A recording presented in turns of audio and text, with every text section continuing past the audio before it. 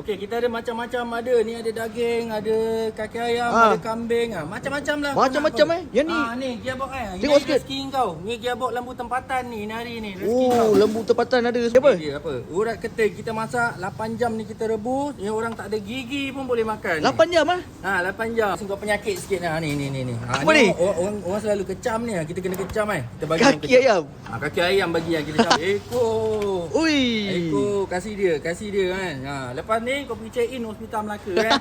Ini makan apa biasa? Ni makan apa? Ni sesuai makan goti lah. Kita makan goti kan. Lain ni asam pedas pun boleh buat juga? Boleh aku bagi Oh, kau boleh makan request asam lah. pedas. Ni sup kita. Kombinasi yang sempurna Ya, ni sup dia. Ini betul-betul petang-petang malam-malam sedap kena ni. Ni perkena dengan roti ni kan.